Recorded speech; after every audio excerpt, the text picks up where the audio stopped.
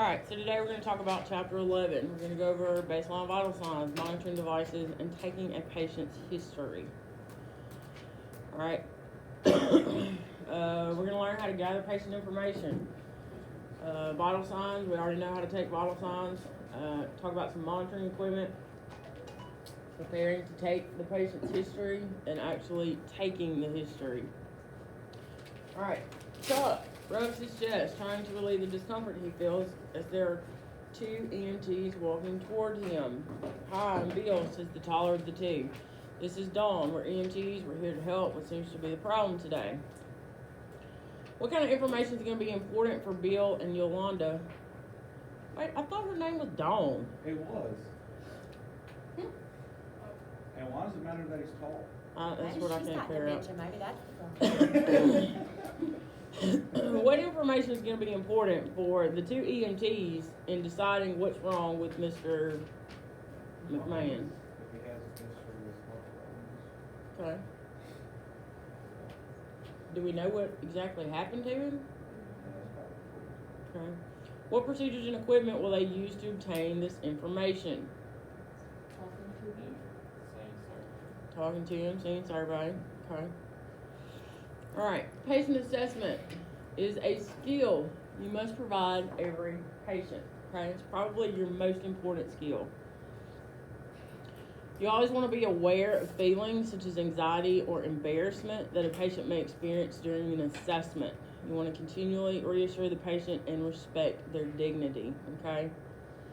Much of the information you gain during assessment is readily obvious or available. An open bottle of bleach may provide a clue to poisoning. The patient or family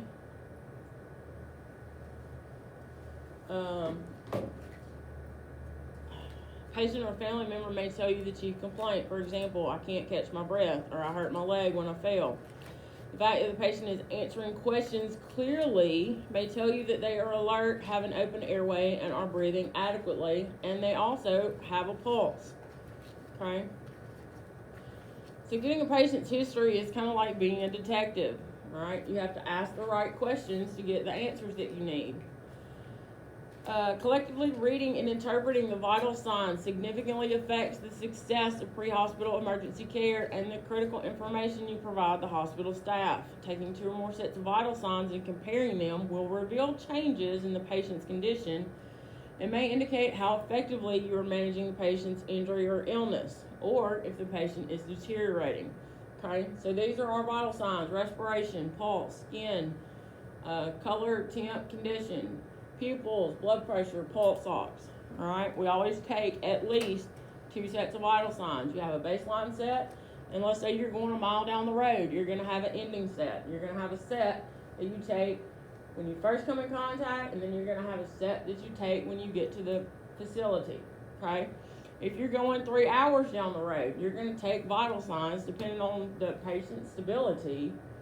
If they are stable, we're going to take vital signs how often? Every 10 to 15 minutes, okay? If they're unstable, how often? Every 5 minutes, all right? All right, an example, a blood pressure that continues to decrease and a heart rate that continues to increase are significant findings in a patient who you suspect is losing blood, all right? When you go somewhere to do your clinicals or when you work, you need to review the equipment carried and routinely used for patient monitoring. For respiratory rate, first, look at the patient and determine whether they look to be in respiratory distress. All right. Second, assess their mental status and pay attention to their speech pattern. The respiratory rate is then assessed by observing the patient's chest rise and fall. If you encounter a patient with a respiratory rate of 8 who is alert and oriented and able to answer your questions without gasping for breath or showing a struggle to breathe, 8 may be their normal respiratory rate and no intervention is necessary. Okay? On the other hand, if the patient has their eyes closed, needs to be aroused with verbal stimuli, appears fatigued, appears to be struggling to breathe, or speaks only a couple of words before gasping for breath, you would consider assisting that patient's ventilations. Okay? I tell every class, EMS is not white and black. Okay? EMS is a gray area. Everybody is different. All right. What's normal for me is not going to be normal for Emily. What's normal for Emily is not going to be what's normal for Jacob. What's normal for Jacob is not going to be normal for Jonathan. Okay? We all have our norms. All right, look at the respiratory rate in relation to the presence of the patient. All right, just like that respiratory rate of 8, who is alert, oriented, and able to answer, they're not struggling, right? Whereas if their respirations are 20, they are unresponsive. You have to stimulate them to respond to you. That's a problem, right? Okay. You want to count the breaths in 30 seconds and multiply by 2.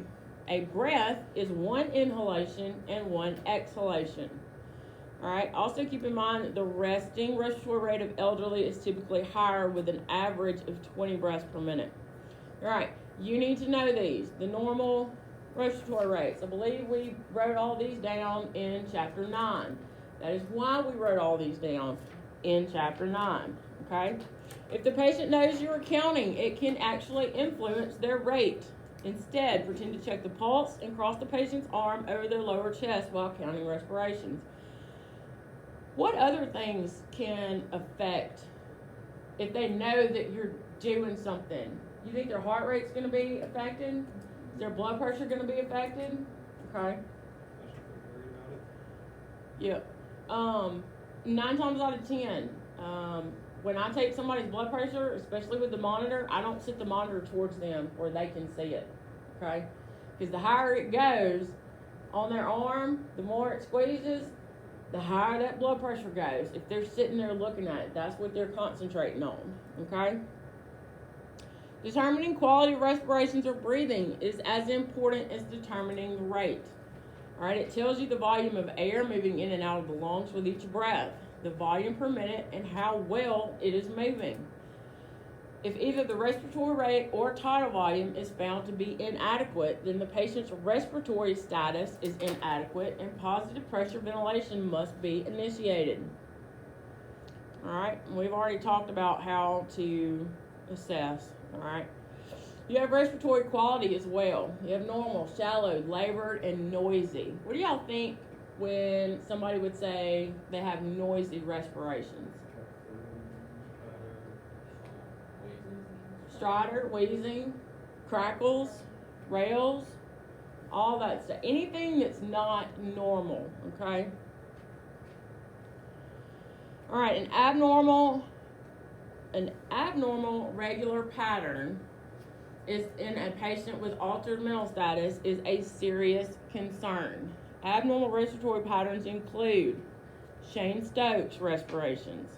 The respiratory rate and tidal volume gradually increased, then gradually decreased, followed by a period of apnea for up to 10 seconds. Then this pattern repeats itself. Okay? And we'll look at some videos on YouTube of these things, okay? Then you have Biot's. Similar to Cheyne-Stokes, except the tidal volume doesn't change, but the respiratory pattern is interrupted by a period of apnea. Apneustic is characterized by prolonged periods of inhalation. And you have ataxic, an irregular pattern of rate and tidal volume. Agonal, you have long periods of apnea with gasping breaths in there, okay? Kussmaul's is a rapid respiratory rate with deep and labored tidal volume. You'll see this with diabetics, all right?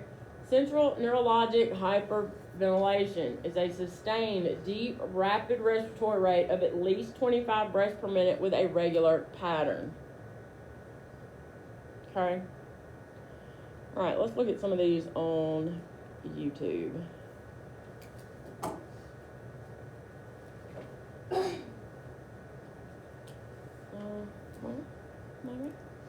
all this stuff that it's like ABC, sample, OPQRST, and there one more? One more what? Like, All right, the pulse. We know the locations of the pulses, right? What are the main ones? Carotid. Brachial, dorsalis. Okay. Alright. Your pulse provides a measurement of your heart rate and an assessment of the quality and rhythm of your heart. Alright, you have carotid, femoral, brachial, popliteal, which is behind the knee, posterior tibial, and dorsalis pedis. Okay. Alright, when palpating the carotid pulse, take care not to compress too hard, which may impede circulation to the brain. Alright, never assess the carotid pulse on both sides at the same time, because guess what? You can make them pass out, especially if you press too hard. Alright, and avoid excessive pressure in the elderly. Okay, 1 year or older, you check the radial pulse. 1 year or older without a peripheral pulse, you check the carotid. Less than 1 year, you check the brachial pulse. Okay, on babies, always the brachial. If I don't have a radial pulse, why would I go up to the carotid? Okay, is it closer to the heart? If I don't have a radial pulse and I have a carotid pulse, what does that kind of tell you? Blood flow. Maybe my heart's not pumping like it's supposed to. Maybe I'm bleeding out somewhere. Okay? Why can't you check the carotid pulse on both sides, like at the same time? Because you'll pass out.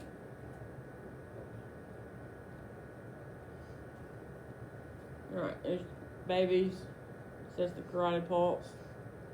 Alright, in the adult population, a heart rate greater than 100 beats per minute is termed tachycardia, and a heart rate less than 60 is termed what? Bradycardia. An adult heart rate that is less than 45 beats per minute or greater than 130 beats per minute is a serious illness or injury. Alright?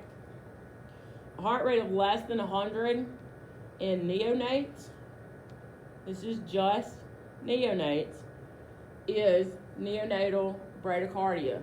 Okay?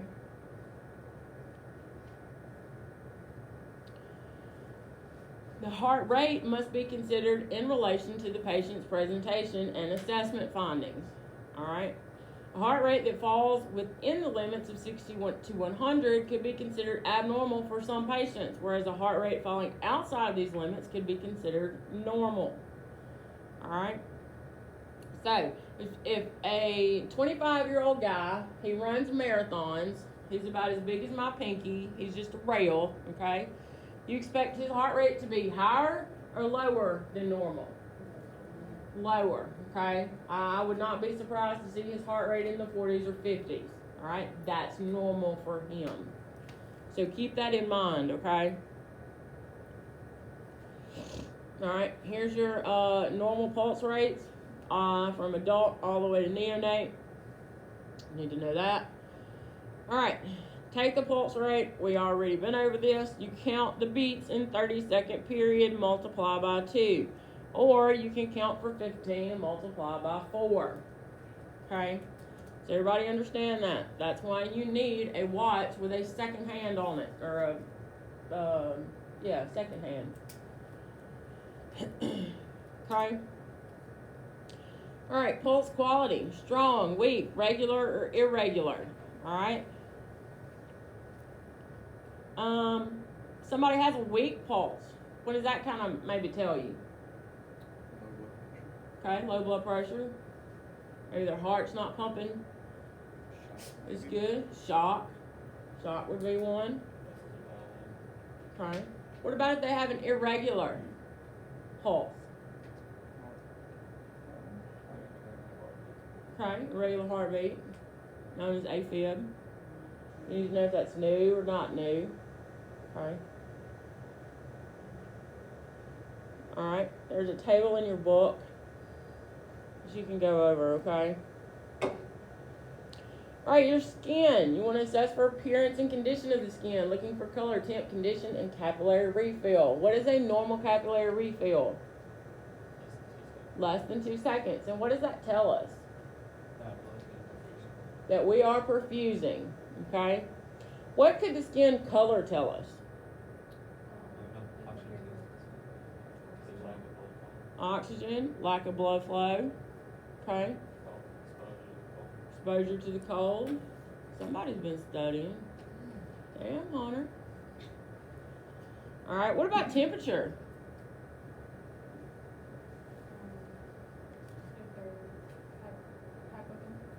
If they're hypothermic, or if they're hyperthermic. You be able to feel that? Yeah. Okay. And what about the condition?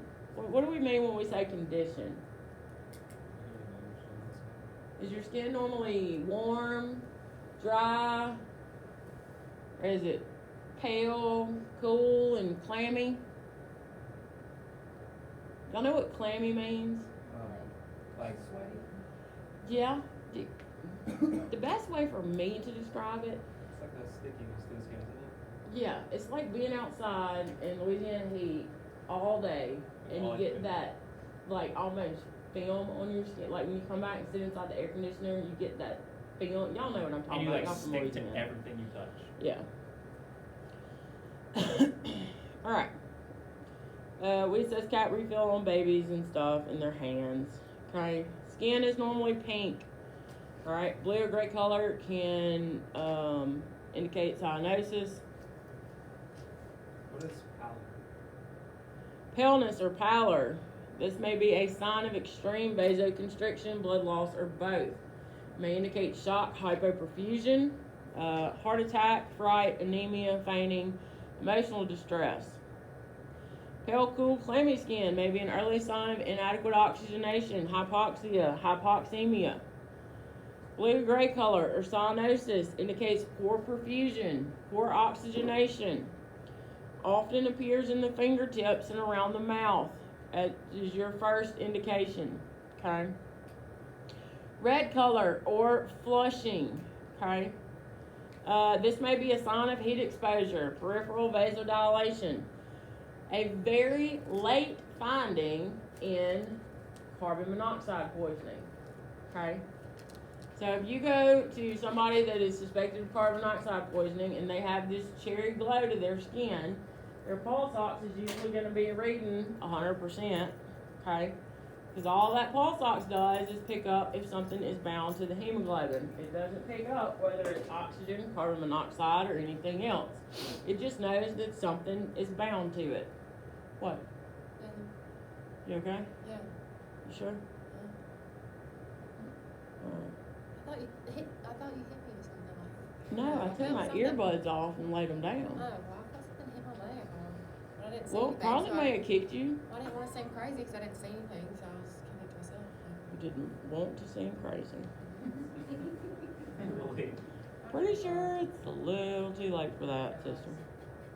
All right, yellow color or jaundice. What does this mean? Did what? It happens when waiting for the baby to break. No. You have liver failure. Liver failure. Okay, liver problems. Okay. Yes.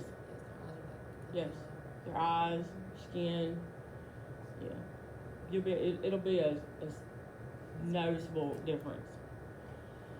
Modeling. This is a discoloration similar to cyanosis. However, it occurs as a blotchy pattern. Mottled skin may be seen in some shock patients or patients with blood pooling in the extremities for long periods of time. All right, changes in skin temperature over a period of time or different temperatures in various parts of the body can be significant. All right, for example, circulatory problems can result in a cold foot, whereas an isolated hot area may indicate what? Fever. Infection. All right. All right, skin conditions. Direct sympathetic nervous stimulation and circulating epinephrine and norepinephrine will cause the vessels in the skin to constrict, shunning the warm red blood away from the skin, which causes the skin to become pale and cool. The nerves and alpha properties of epinephrine and norepinephrine will stimulate the sweat glands, making the skin clammy or moist, and making the patient diaphoretic. Okay? Is diaphoresis a problem if you're in 100-degree heat in Louisiana out in the middle of a cotton field? I would expect you to be diaphoretic, okay? If you're working at the meat locker at the Brookshires and I go in and you are sweating your toenails off, started to say something else, but I'm recording. So, if I go in the meat locker at the Brookshires and you are sweating your toenails off, that to me is going to be a sign that something ain't right here, okay?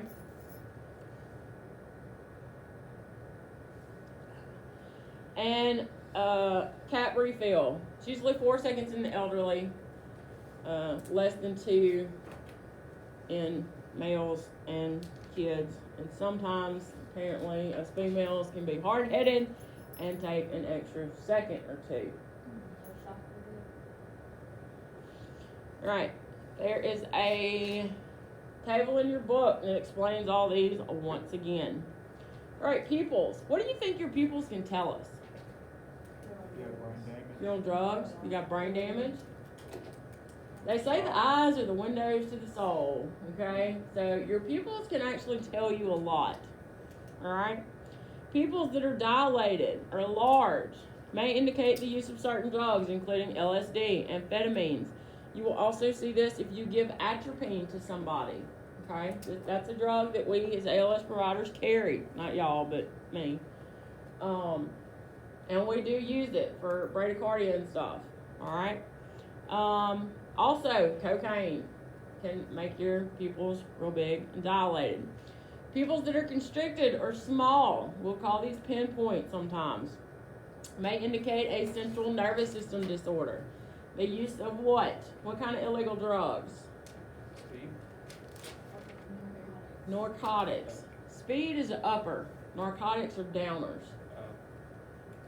All right, glaucoma medicines or brightly lit environments. Okay, equality. All right, everybody's a little bit different. Each one of your eyeballs is a little bit different too. All right, pupils of unequal size may indicate a stroke, head injury, or it could be an artificial eye. All right, always ask. Disease of the eye, use of certain eye drops, or injury to the eye or nerves that control the pupils.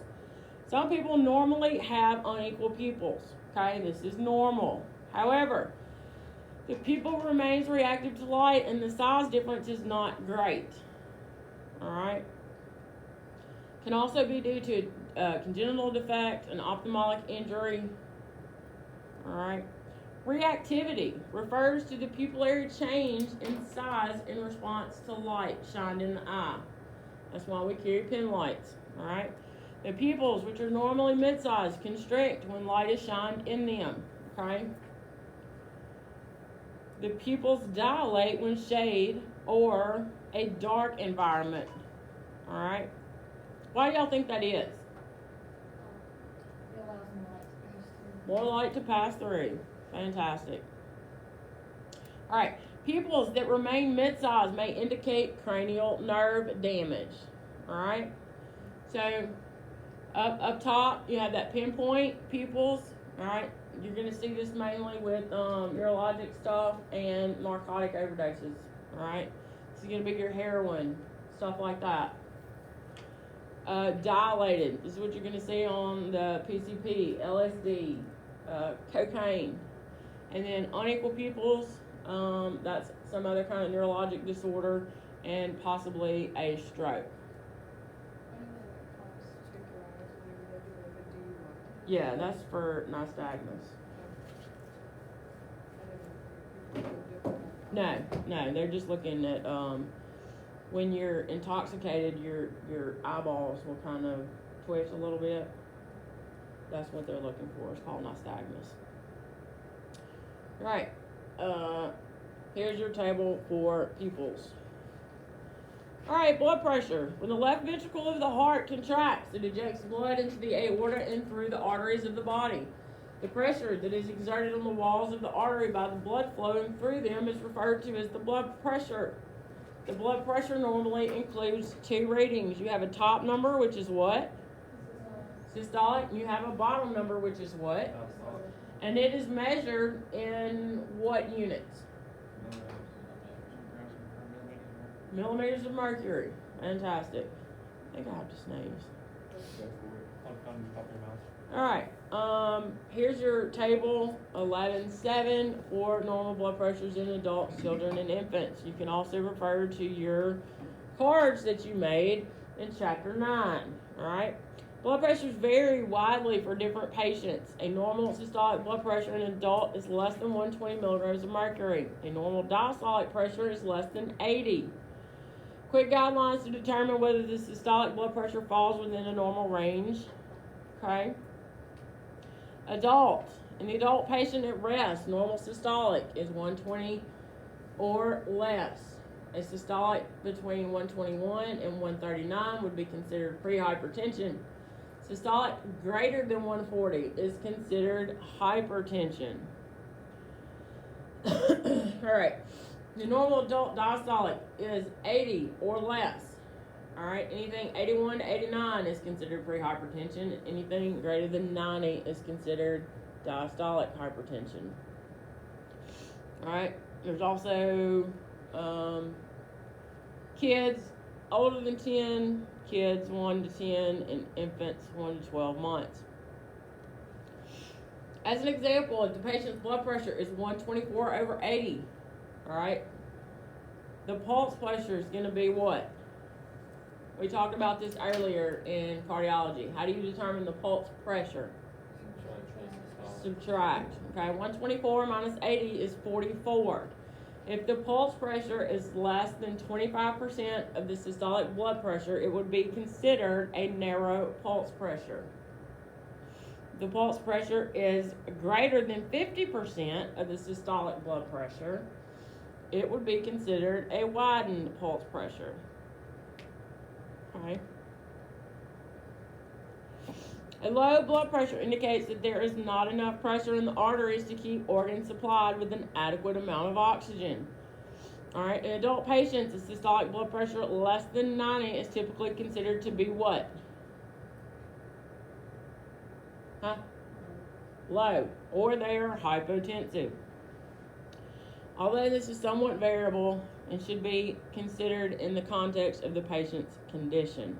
Okay. Take blood pressures in all patients 3 years and older. All right. There are two methods of taking a blood pressure. You have auscultation and you have palpation. All right. Auscultation is when you use the stethoscope to actually listen to the heart tones, the heartbeats that you can hear. Palpation is when you actually inflate the cuff, you feel for a pulse in the radial, all right? The pulse goes away and then it comes back. That's going to be your palpated blood pressure, okay? That palpated is something we can do when you need a quick blood pressure, okay? But you need to get a good blood pressure, all right? All right, so this is how you palpate. Apply the cuff and inflate where you can no longer feel the radial pulse. Slowly deflate the cuff. Note the pressure at which the radial pulse returns. It's going to be your systolic pressure. And you're going to write it as 120 over P. All right, 120 over palp. That means we know you palpated the blood pressure. In a patient with suspected volume loss, you may be asked to obtain a set of orthostatic vital signs. This is done by placing the patient in a supine position, measuring their blood pressure and heart rate, standing the patient up after 2 minutes, reassessing their blood pressure and their heart rate. If the patient is standing, the heart rate increases by greater than 10 to 20 beats per minute, and the systolic blood pressure decreases by 10 to 20 milligrams of mercury. It is positive. It is a positive orthostatic test, all right, which indicates a significant loss of blood or fluid. This is also known as a tilt test, okay? It's probably not something you're going to do a whole lot of in the field. All right, we talked about before, patient stable. How often do we take vital signs? 10 to 15. If they're unstable, every 5. All right, here's your orthostatic vitals. Place the patient supine, measure heart rate and blood pressure. Hold the patient to a standing position, wait 2 minutes, measure the heart rate and blood pressure. All right, you gotta know those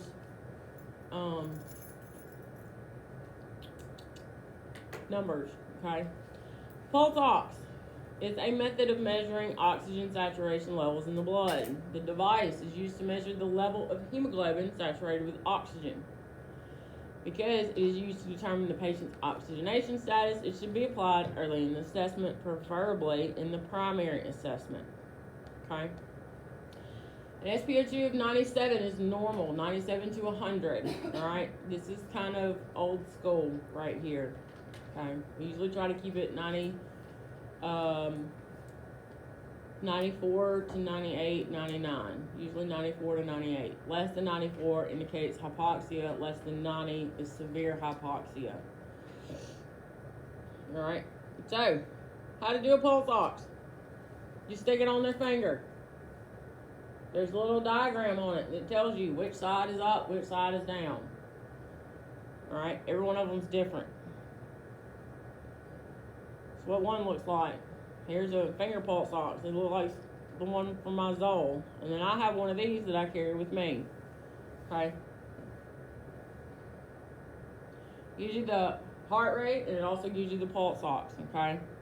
An SpO2 reading of 90 or less is a definite indication of hypoxia. But assess your patient carefully and pay close attention to the respiratory rate and tidal volume. Alright? What do you think some of the things could go wrong with a pulse ox? This is why we tell you to treat your patient, not your monitor.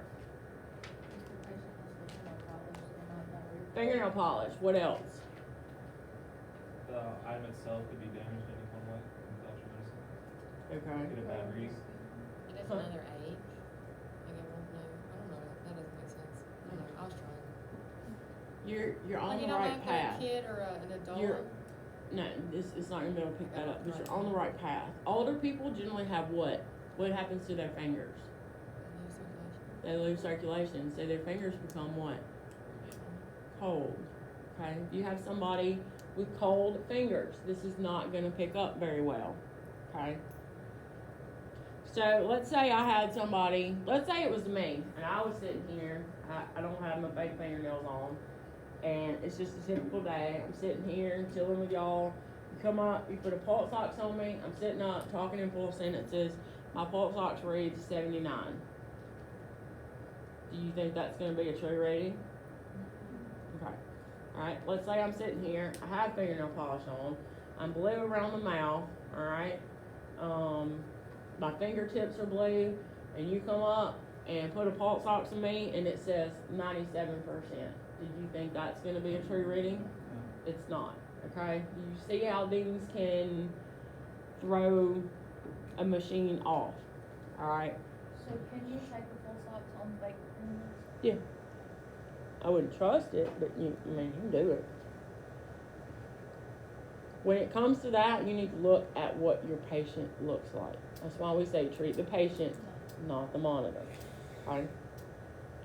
Alright, limitations of your pulse ox. Any condition that interferes with blood flowing to the area where the probe is attached may produce an erroneous reading, like we just talked about. If the pulse rate shown on the pulse ox does not correspond with the patient's actual pulse rate, the pulse oximeter is also not accurately reading the blood flow and oxygen saturation. Okay? Readings may be inaccurate in shock, hypothermia, excessive patient movement, nail polish, carbon monoxide, and anemia. Alright? We've already. Non-invasive blood pressure monitor. You'll be allowed to use this at some places, but however, if they do not offer it, do not grab for it. Take your blood pressure cuff. You need to be able to take a manual blood pressure riding down the road. Everybody understand that? Take at least one manual blood pressure on each of your patients riding down the road. Because I'm going to be honest with you, I've had my blood pressure machine fail. Okay? Sometimes the reading were so high, it wouldn't read. There have been other times the reading was so low it wouldn't read. There have been times where the pulse pressure was so low it wouldn't read. Okay? These things can and will fail. Alright, you put it on just like a regular blood pressure cuff. It gives you a readout 106/59, gives you a heart rate 62. That's what most of them look like. Alright, capnography, and this is end-tidal CO2 monitoring. Your normal level is from 35 to 45. Alright, this is not something that you're going to be tested on, but this is probably something you will see in the field, because we use this a lot now. Alright, CO2 is a normal byproduct of cellular metabolism. It's transported by the venous system to the right side of the heart. From there, it is delivered to the capillary beds of the lungs so the CO2 can be offloaded to the alveoli and exhaled. With normal cardiovascular and pulmonary function, there is a reliable correlation between end-tidal CO2 and the concentration of CO2 in the arterial blood. Capnography is the process of monitoring the carbon dioxide that is exhaled from the body. Okay?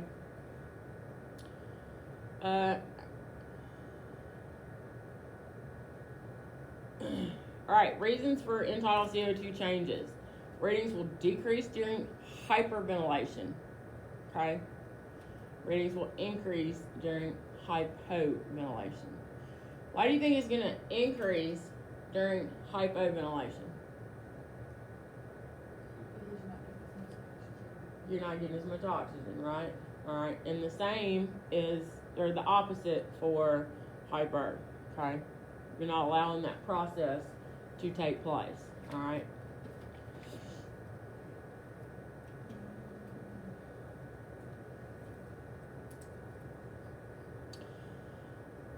Alright, a sudden increase in end-tidal CO2 reading during cardiac arrest may indicate that the patient has regained a pulse, okay? It is used to confirm and monitor correct endotracheal tube placement. It is actually a gold standard now, alright? Mr. Somebody reports that he began to feel some pressure in his chest about 15 minutes ago. Bill organizes several questions in his mind as Dawn obtains respiratory and pulse rates, a blood pressure, and a pulse ox reading. Bill can see that Mr. So-and-so's skin is slightly pale, cool, and moist to the touch. What are the normal ranges of vital signs for this patient? Let's say he's 60.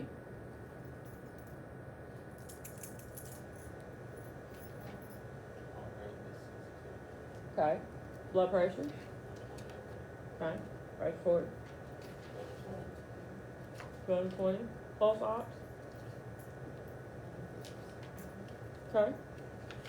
Given their complaint, what questions should Bill be prepared to ask?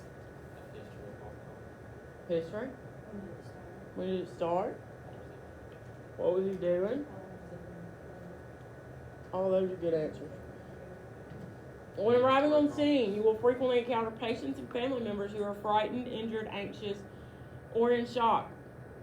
In addition, you may also find an angry or hostile crowd and law enforcement or fire department personnel anxiously waiting your arrival. You must display competence, confidence, and compassion throughout your personal appearance and professional manner to obtain cooperation not only from the patient but also from others at the scene. Okay? Once you make contact with a patient, attempt to reduce their anxiety and that of others at the scene. You can do this by employing the simple technique.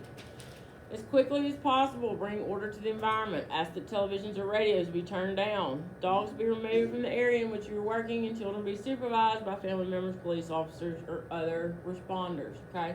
That's 9 times out of 10 the first thing I do when I walk in somebody's house is I will reach over, I will find the remote, and I will turn the TV off.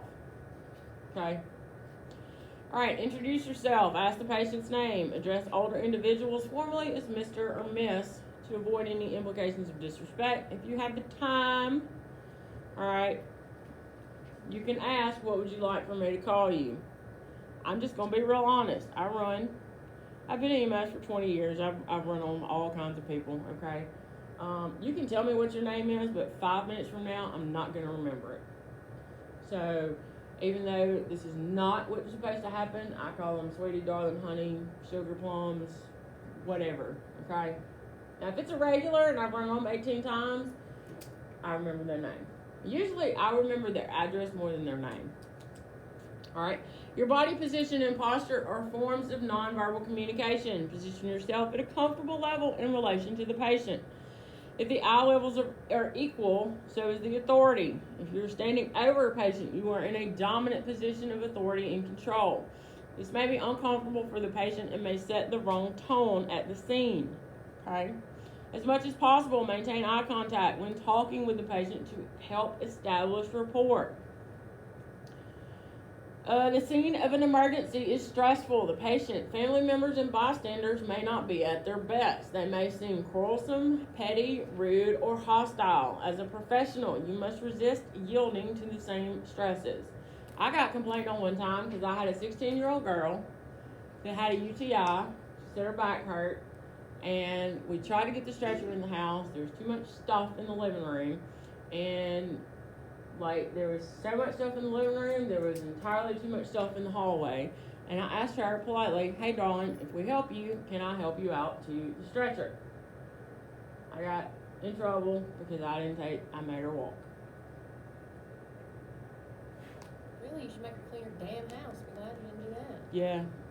Yeah, I mean, I could have knocked holes in all the walls and everything, but Trying to be nice to the patient's house. Does she live with her mother? I don't know who she So was. what do you do in a situation like that? Hey baby, can you help me to the stretcher? I can't get that stretcher in here. I mean, it is. People can find something to complain about. It don't matter how So much she you are. complained to you, like, somebody about it? Like, Yeah. you get in trouble by your work? Yeah. She complained? Yeah. That's a bitch, man. Yeah. If she couldn't have got up and helped you, y'all just had to carry her? Yeah. If she couldn't have, I mean, Yeah, had she right. been laying there unresponsive, hell, it's been going on for 3 days. Bet she'd get the fuck up if you set fire to her house one Bet day. she would too. Anywho's, touching the patient is a powerful comfort measure when dealing with most people. Use eye contact to avoid the patient's perception of touching as encroachment. Hold a hand, pat a shoulder, lay your hand on their forearm. It's difficult to conduct an assessment, gather information from the patient, and provide emergency care at the scene that is not controlled. Right, the greater the distraction at the scene, the higher the anxiety level of patients, families, and bystanders. Okay, if you come work at East Carroll and you come on a weekend and we go to Uncle Daryl's, I don't care how horrible the situation is or how not horrible the situation is.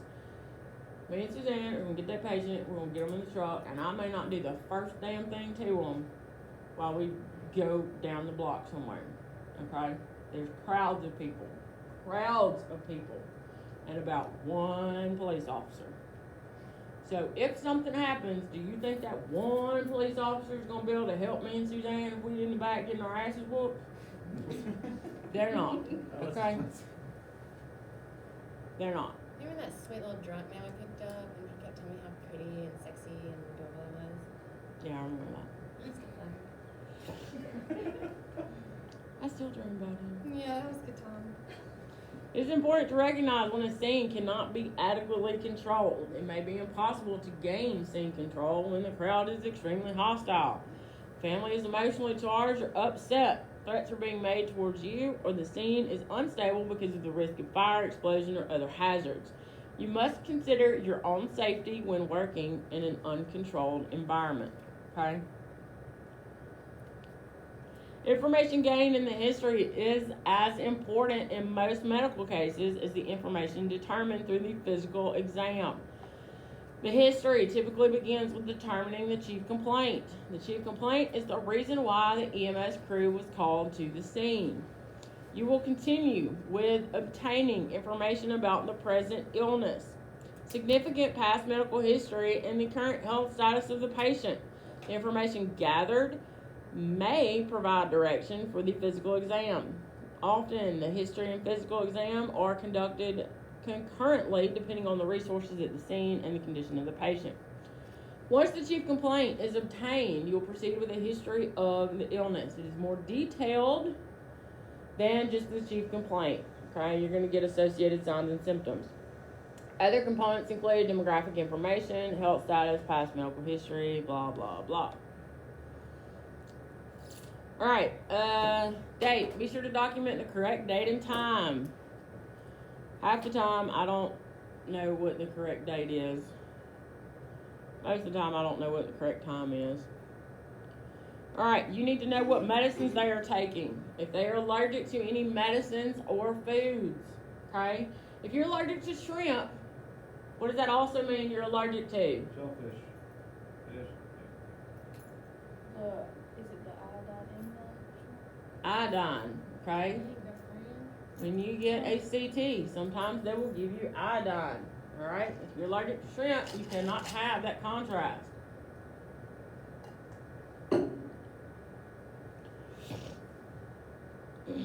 All right, you need to know if they take alcohol, drugs, or related substances, their diet, recent screening tests, immunizations, environmental hazards, use of safety equipment, family history. Note taking, document the information the patient provides as accurately as possible. Okay, I write on my glove. Types of questions. You have open-ended questions that can yield more information. Closed-ended questions are also helpful as well. Okay. All right, active listening techniques. Facilitation. You want to maintain eye contact with the patient in a sincere manner. Reflection. Repeating the patient's words will encourage them to provide additional responses. Clarification is used to clarify ambiguous statements, responses, symptoms, or words. Okay? If you go to somebody's house and they tell you, I don't feel good, is that going to provide you a lot of information? Well, I don't feel good every day. All right? So what would be something you could ask to maybe clarify? Like, where's the pain? What's bothering you? Okay. What about, is today different than any other day? Okay. Huh? Ask like what their problems are, so like if it's breathing, chest pains. No, they just tell you they don't feel good.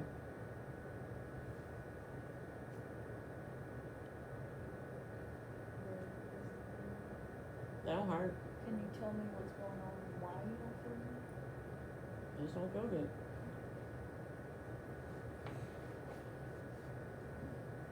You should just ask if they're having chest problems.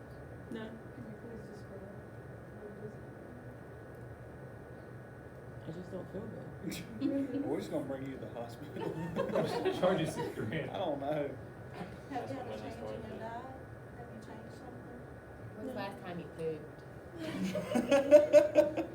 Believe it or not, that's actually a good question. That's, yeah, makes me not feel good. Oh, Jesus. When was the last time you had some good sleep? All right, so the acronym that we use is SAMPLE. SAMPLE stands for signs and symptoms, allergies, medications, pertinent past history, or past medical history. All right. Last oral intake and events leading up to the illness. You need to know this. SAMPLE. SAMPLE. You need to be able to say sample, signs and symptoms, allergies, medications, pertinent history, past medical history, last oral intake, and events. All right. Signs and symptoms. Tell me what's going on. Your chest hurts. Okay. How long has that been going on? About 2 hours. Does the pain go anywhere? All right. Are you allergic to any medicine? Yes. No. Maybe. Any medicines that you take every day? Are you supposed to take medicines every day? How do you learn how to spell all the medicines? You write it off the bottle. Past medical history. Usually, I ask this past medical history first. I'm not real sure why, and then I ask about medicines. 9 times out of 10, you're gonna ask, do you have any medical problems, any past medical history? And they'll be like, no. Well, do you take medicine every day for anything? Yeah, I got a whole Walmart bag full. And I'm like, well, then you got medical problems, don't you? All right, last oral intake. When's the last time they had anything to eat or drink? Why would you think this matters? Okay. need to tell the hospital in case they need surgery? Yes, ma'am. Alright, in events leading up to illness or injury. What are you doing when all this started? Alright, we also use OPQRST. Alright, this is mainly just for like chest pain. Onset. How long ago did this start? Or what were you doing when it started? Alright, what were you doing when it started? Onset. Provocation. Does anything make it better or worse? Quality. Describe it to me. Describe your pain. This is mainly for pain. Thank you. I've been waiting on that for a minute. Alright, quality. Describe your pain to me. Radiation. Does the pain go anywhere other than your chest? To go to the, don't ask them, just does the pain go anywhere else in your body? Alright, usually they'll say arm, shoulder, back, knee, toe, wherever. Severity on a scale of 1 to 10, 1 being the least amount of pain, 10 being the worst pain you could ever imagine, like I cut your head off with a chainsaw. How would you rate your pain? And time, how long ago did this start? Okay. Alright, it may be necessary to ask questions in the history that might be considered to be a sensitive nature, such as alcohol, drug use, physical or sexual abuse, or sexual history. When asking questions that may be sensitive, remain non-judgmental and ask questions that pertain directly to the medical history and that are necessary to gain answers that are pertinent to your assessment. Alright, respect the patient's privacy. Most of the time, if you will get these people away from family, friends, they're going to be more apt to answer your questions, okay? Nobody wants to talk about their sex life in front of their 85-year-old mom, alright?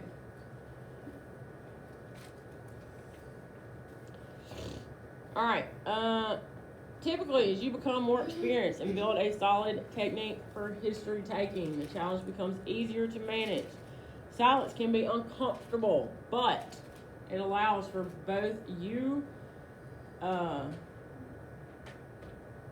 and the patient to kind of process what's being said, okay? You need to watch their body language.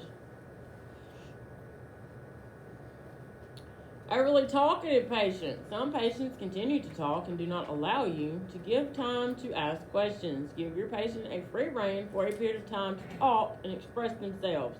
Then politely tell them to shut up. That would be me as a patient, wouldn't it? Yep, pretty much where that was going. We're not going to get information.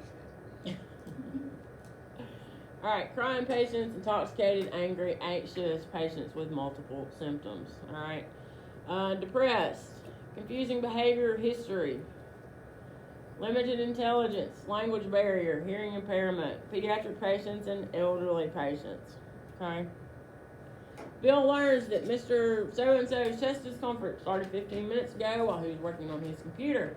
Nothing's made the discomfort better or worse. Mr. So-and-so describes the sensation as a heavy pressure and says he can feel the sensation in his left shoulder and arm. When Mr. So-and-so asks, the severity of discomfort is a 7 on a scale of 1 to 10. Alright, vital signs are as follows. Respiration, 16 per minute. And normal depth. Pulse strong, but occasionally irregular, 84. Blood pressure is 132/90. SpO2 is 99% on room air. Based on the history, Bill suspects acute coronary syndrome. He administers aspirin nitrate according to protocol, and they prepare to transport him to the hospital.